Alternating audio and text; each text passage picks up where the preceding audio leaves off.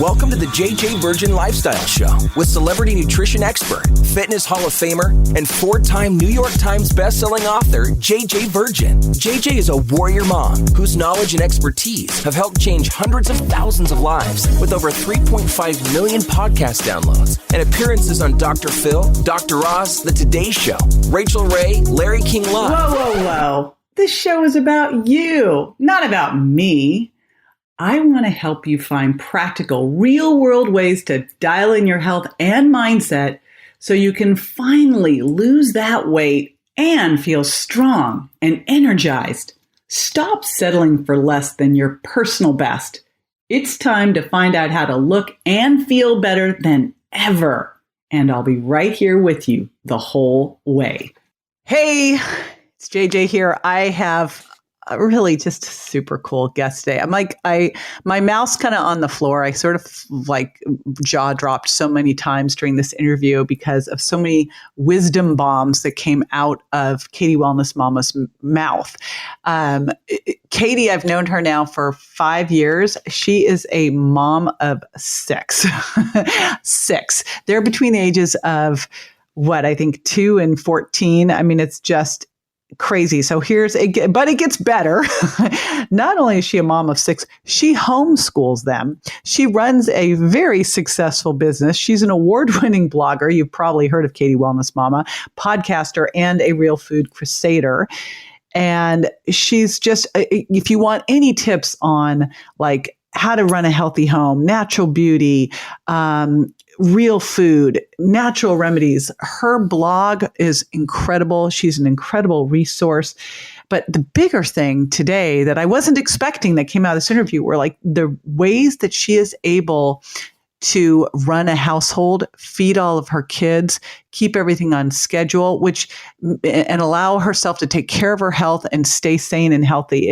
It's stunning. And if she can do this for a household of 6, think what you can do if you are, say, a household of 1 or 2 or 3 or 4, right? It's really quite fantastic. And how to do this all on a budget as well. So she's been all over the place. She was recently named by Greatest as one of the 100 most influential people in health and wellness. She was alongside Dr. Oz and Dr. Mercola and Tim Ferriss.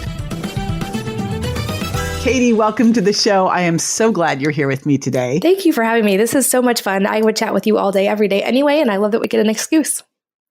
I know. So your whole thing, you are such an inspiration to so many moms out there in the world. And I just want to know, and for those of you listening, this is Katie Wellness Mama. I want to know how you got that moniker. I'll try to tell the short version because I know we are trying to keep it short today. Basically, they say that people go into psychiatry to fix themselves. And that's, for me, the reason I went into health. And it was kind of one of those perfect storm things where I was super type A in high school and college and like valedictorian and in every single club and full scholarship to college, which meant, yay, I get to do way tons of extra work and take 28 hours a semester. And what's sleep? I don't even remember what that is. And so like went through that for years and pretty much like a lot of college students ate whatever I wanted and didn't sleep and had way more stress than any human should have, and realized in hindsight, that's the perfect way to create autoimmune disease. And that if you then also get married and have a baby shortly after that like it will really throw your body into chaos. So I was a new mom with a 6-week-old baby dealing with all kinds of health problems and feeling terrible and trying to figure out what was wrong with me. And at the same time, read in Time magazine that for the first time in 2 centuries, the current generation of American children would have a shorter life expectancy than their parents. And since I was like nursing the next generation, like a 6-week-old baby at that point, it really just struck me. And that type A, like I've always been the type, if you tell me I can't do something, I'm like, hold my beer. And so that rebel in me was like, no way, that is not happening to my kid. And that is not happening to other kids in today's generation. But also at the same time, I have like zero energy and my hair's falling out. So I just kind of went on my own journey, went back to school for nutrition and started trying to find my own answers. And thankfully, my husband was encouraging me to start a blog at the same time. And he was actually saying, you should start a political blog, which thank goodness I did not do. That would have been Oh my gosh. But I was like, no, I want to write about this nutrition stuff I'm learning, and just started writing about it. And I think it really resonated with a lot of women, because unfortunately that seems to be all too common of a story is women don't put ourselves first, and we stress ourselves out, and we do everything for everybody else and push really hard and then end up with a health problem. And so I think the story just really resonated. And my goal from the beginning was to create like a community, because I was isolated. I had, my oldest is 11, my youngest is 2. So I had 6 kids in 9 years. And how many do you have? 6. 6. So I was kind of, for a lot of those years, stuck at home. Like, it's not really fun to take 3 toddlers anywhere.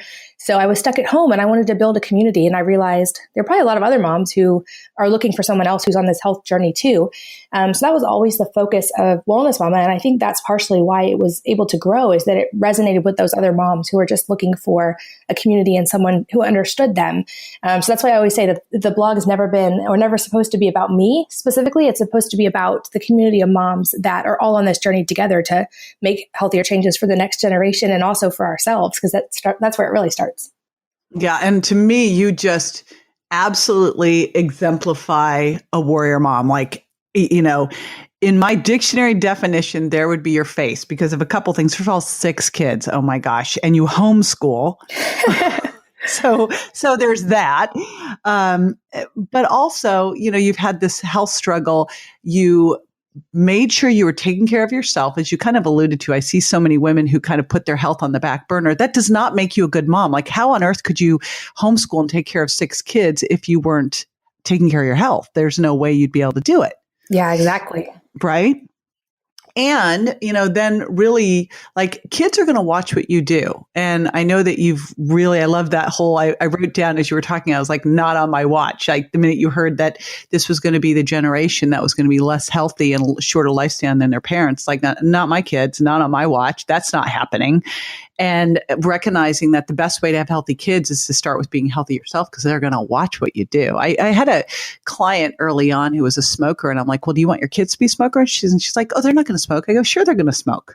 Because of course they're going to smoke. You're smoking. Like, what else would they do? You just said it was okay. So let's talk about, like, first of all, you've got 6 kids, and you've got healthy kids. What are some secrets to getting your kids to eat healthy and making all those healthy meals without, like, this becoming its own full-time job? Yeah, that's a great question, because it totally can take over your life. And I will preface by saying I don't have teenagers yet. I'm bracing for that, but I don't. I will have 4 teenage daughters at one time. So for anybody who thinks I will pay my dues when that time comes, for sure.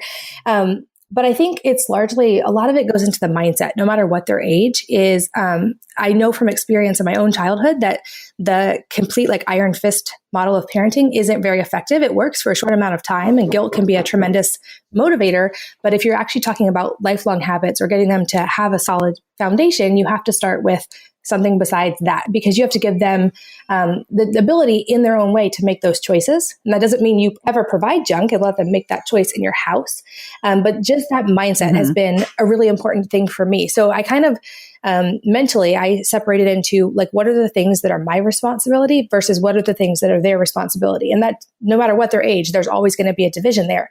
So I look at it as, first and foremost, like, our kids don't owe us anything. I always say that, like, we chose to have them. They don't owe us anything. Like, if anything, we owe them stuff, but that doesn't mean I'm going to do everything for them. So when I look at it and, like, the broad picture, it's that I am responsible for providing them a safe and clean home that doesn't have all kinds of chemicals lurking all over the place, and providing them nutritious food that's going to help them grow, and providing them, like, a stable emotional environment, and all those things. But that's where my responsibility stops. So I'm going to cook dinner and I'm going to put it on the table, but I'm not responsible for making them eat it or, like, caring if they like it. Like, I will cook healthy food and hopefully everybody likes it.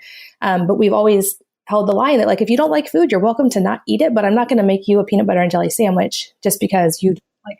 This is so important. This bears so much repeating. I remember having one client who told me that her 3-year-old son would only, you're going to love this, would only eat microwave bacon. Oh my gosh. And I remember thinking, well, but he doesn't have a car. He doesn't have money. He's not cooking. So explain this one to me. Yeah, exactly. I think that's the huge key is I think a lot of moms, and I get it because it's like a new mom, I had to wrestle with this myself, but we're responsible for providing them healthy food, but we are not responsible for forcing them to eat it. And they don't have to eat it every single meal. Like throughout history, even children, they didn't necessarily eat 3 to 6 meals a day. And if you look at the actual data, most children are not even just eating 3 to 6 meals a day. They're putting food in their mouth at least 18 times a day, which metabolically, like you talk about snacking, really? right, JJ? Like you kind of put a hard line on this too. So literally our kids are never getting a time when they're not trying to digest food, which isn't actually good for the brain either. And that's a whole separate topic, but like, it's okay if they don't like a food. I always say hunger is a great teacher. And if they miss one meal, they're actually more likely to eat the next one. And they're not going to die because they didn't want to eat chicken and broccoli at lunch, and they'll be fine. They can eat at dinner. They're not starving. They are not even close to starving. There are children in the world who truly are. And that's not any of our kids who are listening to this. Yeah. So that's been a big thing. And also the same thing applies, not just in the health realm, but to division of labor in the house. Like we have a hard rule that we don't do things for our kids that they're capable of doing for themselves. And that applies to all aspects of life because like I always tell my husband and I talk about, our job is not to raise kids. Our job is to raise adults. And we're not going to raise adults if we're like catering to them and cleaning the rooms for them and doing all these things for them. And then they have to go like at 18, fly out in the world. And we're also going to encourage them to like be entrepreneurs and start a business, but they don't know how to clean their room. So we're big on not doing. I didn't know how to clean my room when I went to college. I actually conned my roommate into cleaning my room if I took out the trash. That's impressive. See, entrepreneurship at work, though, from the very beginning. Yeah, but my mother was the one who always cleaned the room and did the wash. I didn't know how to do it. So yeah, and my mom, too, to some degree. Like she focused, we were supposed to be really good in academics. That was a big thing in our family. And like getting perfect grades and scholarships was important. So she would do like all the cooking and all the cleaning and everything else so we could just focus on school. But I got married and could not cook a thing, like nothing, and had to learn how to clean. Yeah. And now even to this day, my husband was the opposite. His mom was like the type to wake them up at 2 a.m. if they didn't clean well enough. So we're trying to find the balance, but I realized like, I don't know how to clean. And more importantly, it's not even like a remote compulsion for me. It's something I have to make myself do.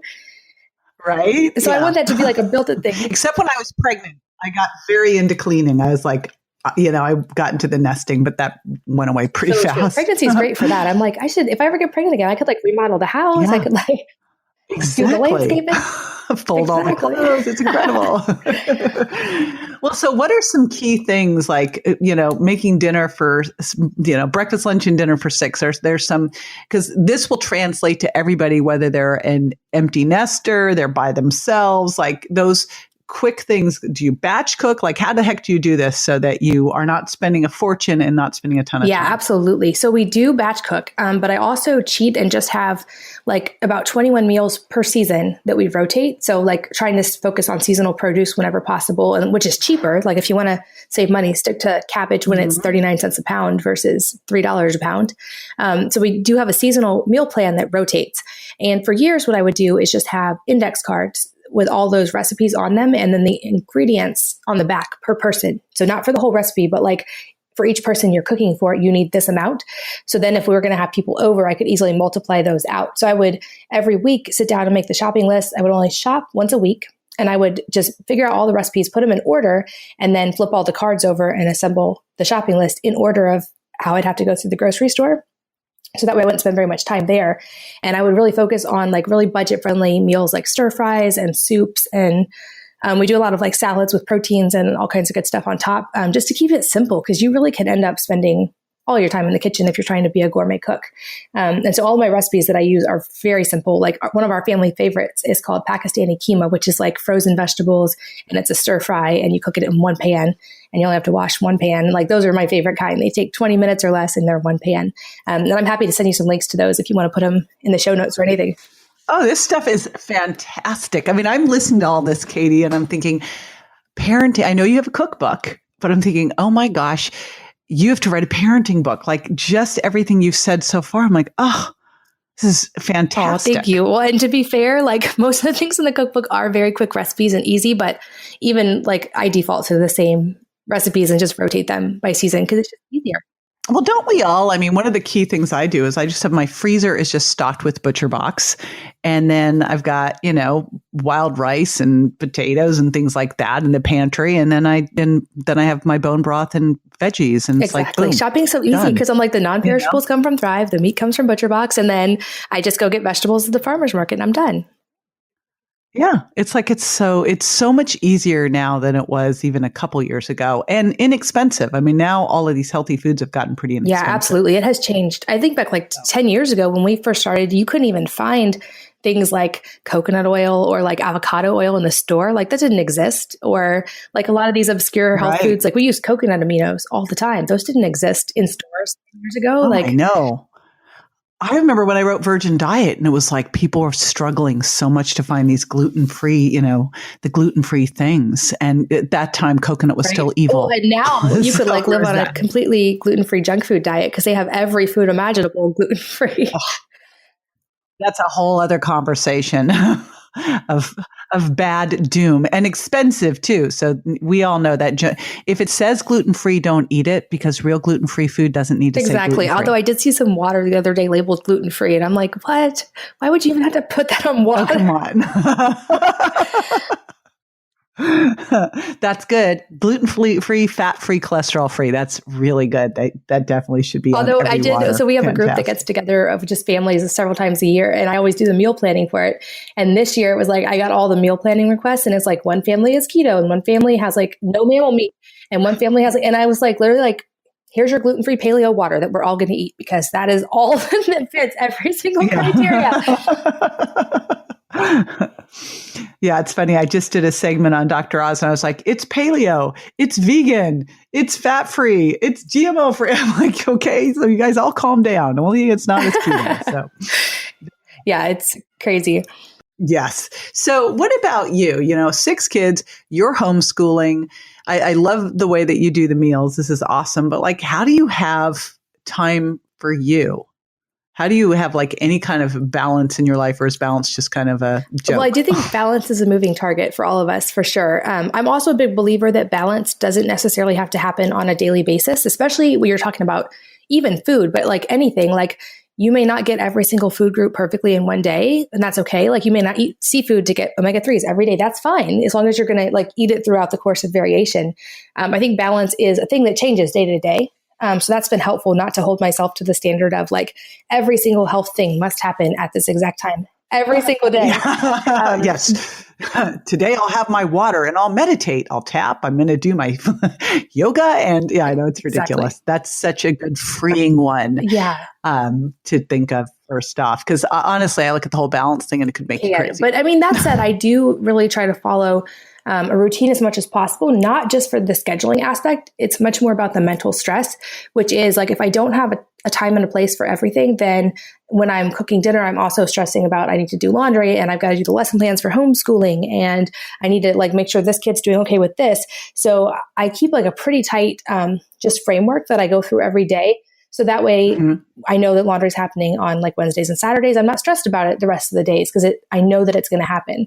And so that's been a big tool for me. It's just creating my own framework in which more so than just having to follow a schedule, it's just taking the mental stress away when it's not that thing's time to be concerned with. Like I just won't focus on something until it's time. And then I have 100% of my energy to focus on it. So kind of for me, like an average day, I would do like school and stuff with the kids in the morning, prepare breakfast, prepare lunch, all that. And then when they either nap or do quiet time or play outside, I would work in the afternoon and get like some laundry and that kind of stuff done.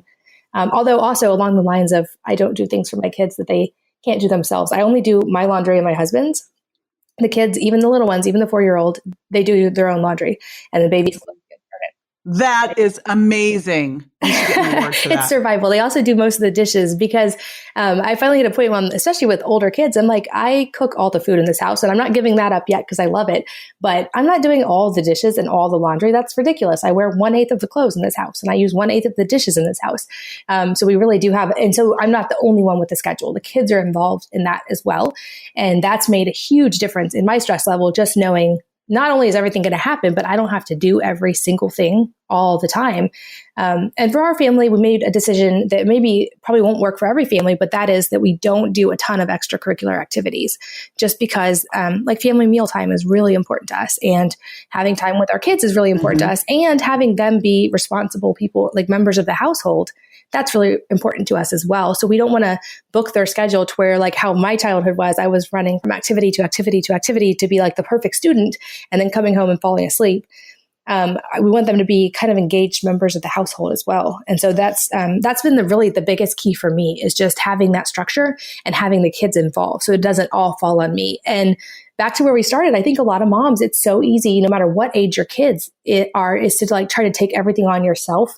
And just to want to do all the stuff. Because for one, yes, we can do it better. That's true. But like you would know, I'm sure in business, you can't do everything yourself. And if you let other people do things, they might surprise you and be better than you at some of that stuff. So that's been a big mental shift for us the last like 5 years. God, such a gift for your kids too. I look at this, I go, first of all, I love that line, structure equals freedom. Like giving your kids this, whole framework now, so they just know how to structure their days to get their stuff done and not stress about things, is a gift that will serve them for their entire life. Like I keep thinking, you should write a parenting book, but not just for parenting. It really helps everybody in how they approach their life. Like if someone else can do it, you shouldn't be doing it. That's a great business concept, right? Structure equals freedom. Great business concept. So it's like whether you're running a family or a company, this is like amazing. They're just amazing tenets. It's really fantastic. And your kids are so lucky because they're going to come out of this and they're not going to get to college and go, I don't know how to do my wash. And, I only ate popcorn and licorice today. Right. So, which was my diet my first year of college, was beer, popcorn. Oh my gosh. I think I lived on like Cheetos and like sushi from the cafeteria. Like it was bad. I mean, it's just disgusting. You think about it and you're like, really? Well, I hate to tell you, I ate popcorn and black licorice because they were fat free. Right? Well, I love that you love your avocados now. That's a good change. I do. I've gotten over that whole thing. So back over to you. I'm going to just ask one more question, and that is about you. What is one thing you do every day that you feel makes a big difference in your life? Like you wouldn't not do? Well, I will answer that. But first, I also want to say I want to give credit where credit's due, because when I met you, I think it was about 4 or 5 years ago, you were one of the first people. That's back in my heyday of like trying to do all the business stuff myself and run everything. And you were the one who was like, what, are you crazy? Like you can't. And I was already doing that with my household. I wasn't doing everything myself, but you're like, are you crazy? Like you have to have a team and inspire other people and have them on board. And that was a big mental shift. So I just want to give credit where credit's due. And you were already doing it. What you're doing with your family, all you had to do was transfer. That's why I look at it, I go, gosh, all the stuff you're doing with your family is like, it's the best. It's like they're the same principles. It's funny, when I got a puppy, I went, well, these are the same principles as raising kids as what you do with your puppy. It's actually the same principles as what you do with your business. They all, it's all just true. Life, at the end of the really. day, it's all about just all of us trying to be the best person we can and to be kind and love others. And I think that's what it comes back to. But so for my one thing a day that literally has made a huge difference in my life, and it may not be like the most health related thing, although I think it is, every morning I go through and make a list of 10 things I'm grateful for. And so that's the focus of the day, where I start with everything. Because I think as a mom, as a business owner, or just as a person in general, like our attitude and our outlook frames so much of our experience and our success and everything we do in life. And so for me, just centering on that it really helps. And even throughout the day, if I start getting stressed, like just coming back to and centering on the fact that like in today's world, we truly have more. Even those of us living on the tightest budgets have more than King Louis XIV, who was like the Sun King, or than like Vanderbilt, who was the richest man in the world at the time and early, at that time period. So we have so much to be grateful for. And certainly we all face challenges, and I've faced my share of them. But at the end of the day, like we can always find things to be grateful for. And I think that's just a great place to start every day. It's helped me a ton. That's mine too. I totally get it. I love it. I'm with you. Now, I'm excited about this because we were talking, you have so much, you're just like a content machine. So not only are you homeschooling and making all the meals, you're also just a content generating machine. It's super impressive. And we were trying to figure out for everybody listening, like, what is the thing that we should give everybody? And there were so many things. I was like, oh my gosh. But when you mentioned that you have a guide to magnesium. I'm trying to remember what you called it. You're going to tell me, but everyone's going to love this because it is one of the biggest questions I get asked when I'm doing Facebook Lives and on Instagram is which type of magnesium? So we're going to give you all this. Katie, I'm going to have you explain it, but just so you know, go to jjvirgin.com/wellness mama. You're going to be able to get this for free. Tell them about your magnesium. Yeah, absolutely. So guide. It's called Magnesium, the Master Mineral, and it delves into all the different types of magnesium and how to find a good source and how to use it correctly. And also there's some like really budget friendly ways that you can get magnesium on the cheap at home and how to make your own like beauty products that have magnesium. It's all in there and addresses all of it. So whatever budget you're on, whatever type, like whatever health problems, everything, it's all in there. That is so cool because literally I get asked pretty much every time I'm on Facebook Live about which type of magnesium, because there are all of these different types and you use different types for different things. So you're going to get all that info, and you are such a fact finder that I know this is going to be super good for everybody. So be sure to grab that. Again, jjvirgin.com/wellness mama. And Katie, awesome having you. And I want to have you back. So we have got to figure that out. We will get that scheduled because we have just scratched the surface. All righty. Now, after the break, I'll be answering the listeners' questions. So stay with me.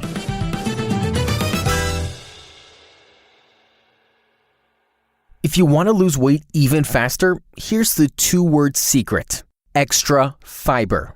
JJ Virgin's extra fiber fights hunger. It's detoxifying, and it's the secret to a healthy gut.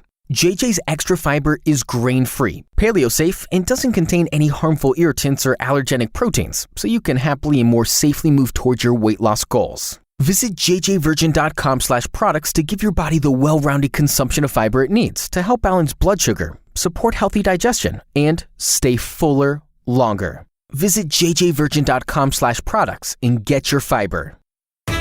Welcome back. This is the time where I answer a listener's question. And you know, I'm always coming my social media sites, JJ Virgin Official on Facebook and jj.virgin on Instagram are where I look the most. And I'm looking for questions that fit what I am talking about. And all right, so this was just kind of a laydown when Marla from Moreno Valley, which, by the way, is just down the street from my Palm Desert house. And Marla says, JJ, trying to eat healthy, but I'm on a budget. Help. Now, if you've been in my community at all, you know I always kind of get on a rant about this because I believe and know for it to be true that it's cheaper to eat healthy and cheaper long run for your health to eat healthy than not. It's the processed food, the packaged food, you know, that gluten-free junk food, all that stuff. That's the stuff that's expensive. Today on the show, Katie and I talked about Butcher Box. I'll be sure to put that in the show notes. Remember, get those show notes, jjvirgin.com/wellness mama.